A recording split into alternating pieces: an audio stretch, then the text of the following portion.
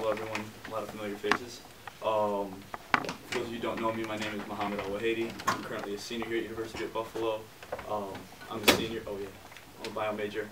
A lot of you guys may remember me from last year. I hosted International Fiesta and I modeled in Black Explosion and I ran for senior delegate. One of my platform of the e-board and myself personally was to work on the heated bus stops here, because we've had the same bus stops for about 20 years. When I brought it up to Maria Wallace, she actually told me not to bring that up because she said it was a little embarrassing because they had them when she went to school here. Same bus stops.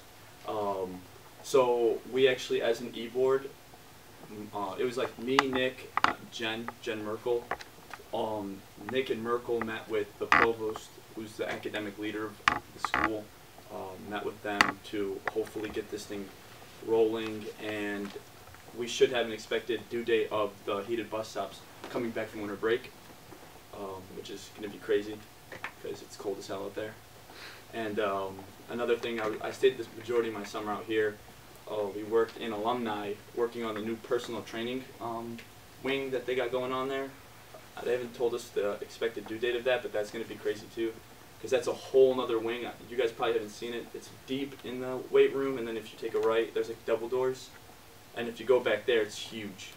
That's a part of the alumni that we haven't even touched, but now it's looking great. My objectives as running for president is, my first one is I will be cutting the presidential pay from 12 grand to 2. I personally don't want the money. I think it would be more useful if we put that towards the clubs. A lot of people have been wondering why and questioning the credibility of, you know, what are you going to do? Are you going to be able to work in office if you do get rid of the money? And quite frankly, for me, this is something that I actually want to do, and I think if you are willing to step into a position like this, you should be able to make sacrifices, because we are currently, as a student association, we're not looking too bright. So the more we can put towards it, the more we can get back, I think. Another promise of mine, actually I can't say promise, another objective, is I'll make an open door policy in the office, because there's a lot of sketchy business that's been going on in the office, unless it's something private that has to do with entertainment, or that's something that's going to be a breach of contract with maybe some type of issue. Besides that, I'm going to make an open door policy, because if it shouldn't be said in the office, then it shouldn't be said at all. And then it also creates for like a friendlier environment. Another one is to have more bus stops circling around campus, because right now they have the new swipe system for getting on the buses. I also am trying, hopefully if I am elected, I will be working to get rid of that, because it's great, like, it's really inconvenient. There's huge lines in, on the buses, especially when it gets colder out. It's going to suck.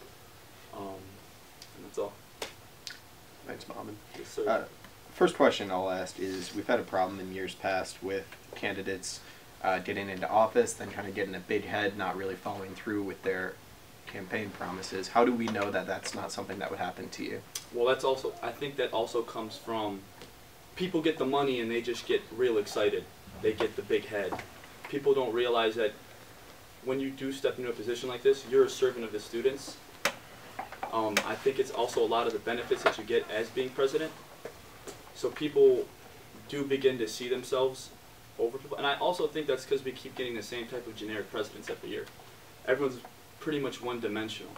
You know, we keep finding the same students who have these crazy GPAs, who have these double, triple majors, who, quite frankly, are fit from the outside, but once you put them in a position like that, they haven't really ever been criticized, or they haven't ever haven't been in a position where they are.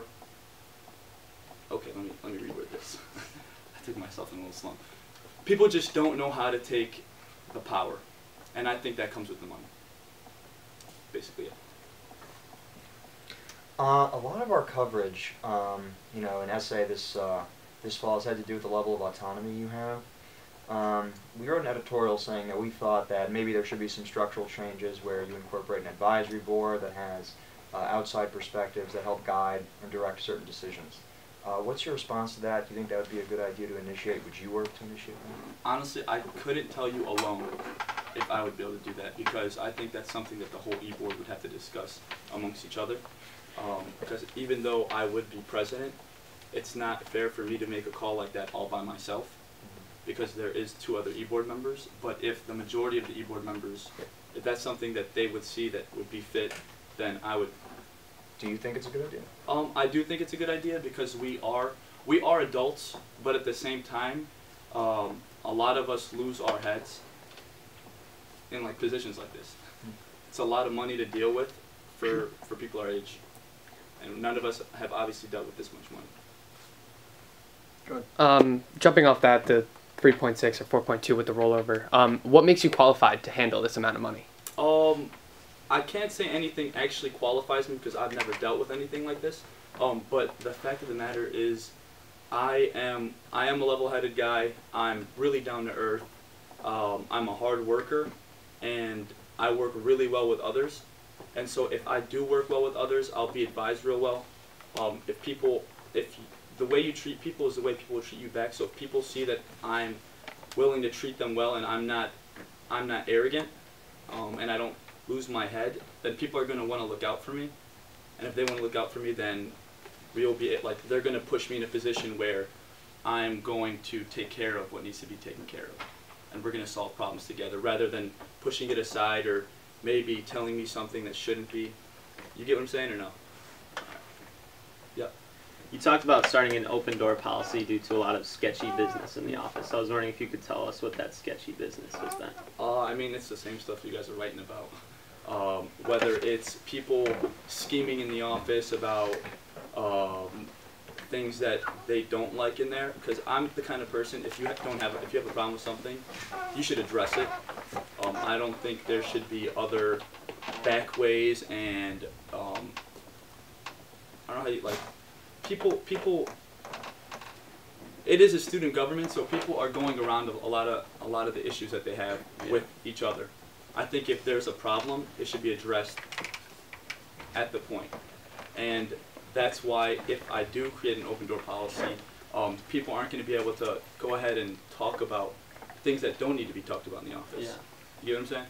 So your idea would be to limit the amount of weird, sketchy activity, as you said, just by making people feel pressured to know that students will be able to find out about this if they want to. Mm-hmm. So you would encourage students to come up to the SA office and ask Nick Johns or Jen Merkel about what's going on between them? Absolutely, yeah. Like to ask them about their personal relationship. Yep.